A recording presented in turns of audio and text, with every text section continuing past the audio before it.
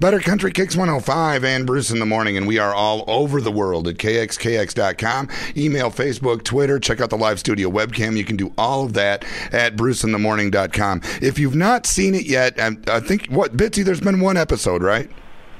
Yeah, so far we've aired one. All right, so far, see, you've only missed one episode. Don't miss any more. Can they catch them online? Is NBC running Grimm online? Yeah, I think you can see the full episodes online. All right. See, on NBC.com/Grimm. All right. So what we're talking about, though, is, and this is Bitsy Tulloch. You play Juliet Silverton on Grimm, and it's a new show on NBC, and it follows Grimm's fairy tales, but with a modern twist.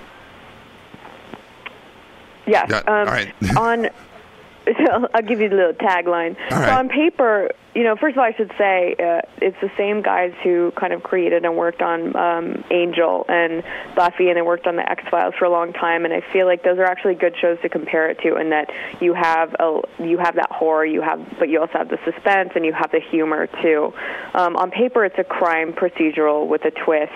But for me, it's like every fairy tale you ever loved when you were a kid, and instead of some enchanting, delightful dream, it's a total nightmare.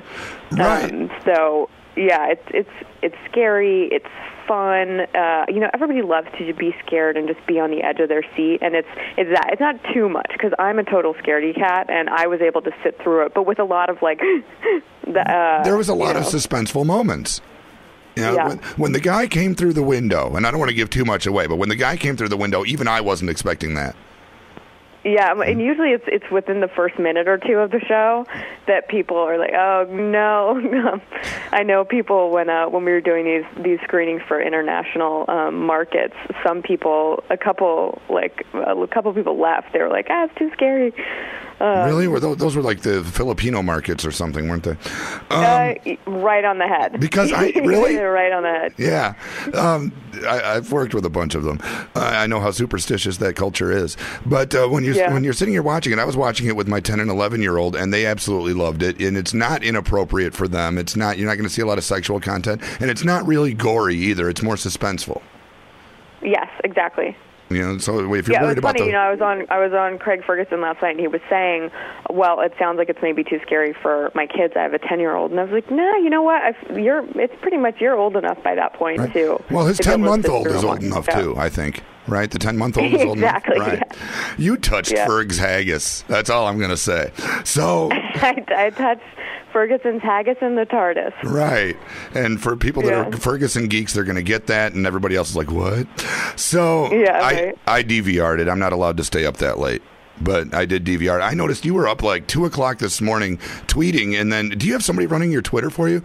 You're up at like 2 o'clock in the morning tweeting, and then you're on here now. That's crazy. Well, I am a total night owl, and generally I will go to bed. If I'm not shooting, I'll still go to bed around 2. One of the great things about working on this show for me is because it's suspenseful. We shoot at night a lot of the time, so it's not one of those. A lot of the time you're shooting on a film, you're up at 4:30 to get into the hair and makeup chair, and for me, it's a lot of the time I'll have a 5 p.m. call time. Then I'll be shooting till 5 o'clock in the morning, and I prefer that schedule. So right now, the only reason I'm sounding as perky as I am is that I've had a couple cups of coffee. All right. Because I really only got about 2 hours of sleep before I had to get up to start the radio tour. Fair enough. And the radio tour, those are so grueling, where you have to sit there and talk to idiots like me for 3 or 4 hours. Each of us gets like 10 minutes. All right. You're lucky because you're still in the first hour. By the third hour, I might not be as perky. So one of the things, I was watching this interview with Ferg, and one of the things, you were ready to tell stories. Did somebody coach you, or do you just naturally go into there going, That's me. I'm going to tell stories? That is me. Nobody coaches me. I mean, they tell you, a lot of the things they sort of coached me on, I was like, nah, I'm not going to talk about that. I'm going to talk about this. I'm going to talk about petting a kangaroo. That was... Yeah. Does that just come out of nowhere, or the Australian because thing? He has, Craig Ferguson has kangaroo balls. Yeah. On as one of the things on his desk, it's and like when a lucky rabbit's I had foot. It was what? It's like a lucky rabbit's foot, except it's an unlucky kangaroo. Exactly. Yeah. It was a poor kangaroo. So when I was in Australia a few years ago, I was petting a kangaroo, and I was saying, I was just pointing out some things I'd noticed about his junk. Right. And, you get this education when you go to the zoo, and sometimes you don't expect it. Sure, you can learn the Latin names for all the animals. We had my daughter, but she's 19 now, and we had her she was 5, maybe 6 years old, somewhere in that range. And we had her at the zoo, and it was at the St. Louis Zoo. I'll never forget it. We're at the zebra exhibit.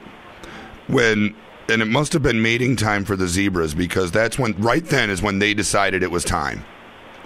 And I'm sitting here watching it with my daughter, who has questions and, full of questions at that age. And you're trying to figure out how to answer them in public. It was one of the most uncomfortable times for me with her. Thank goodness for her mother.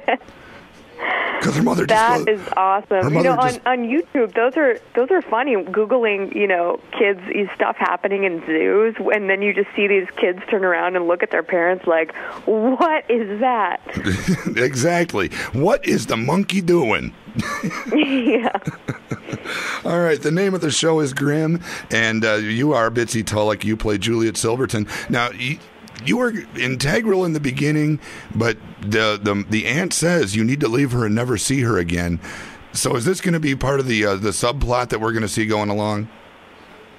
It's not a huge part of the subplot. I don't go anywhere, which I think it's safe for me to say without ruining anything, because he and I live together, and we're in a tight relationship. And what they've been playing with in the beginning of the relationship is, the guy who plays my boyfriend can see these monsters. Mm-hmm. He has the ability as a descendant of the Brothers Grimm to see them morph, and he knows, hey, if I go home and tell my girlfriend that I can see monsters, she's going to think I'm crazy.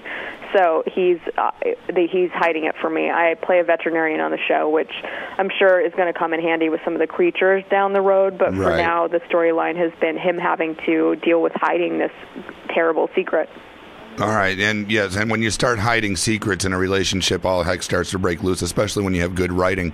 So, it is called Grimm. It is on NBC, and you do want to check it out. It's on tomorrow night, right? Yes. Yeah. Yeah, all right. Friday nights at 9 p.m. Eastern on NBC. Right, so that's 8 o'clock here on NBC. It is a fantastic show. I hope it gets a really long run, and I hope you're not a stranger, Betsy. Thanks for being on, man. Thank you so much. You bet. You have a great day.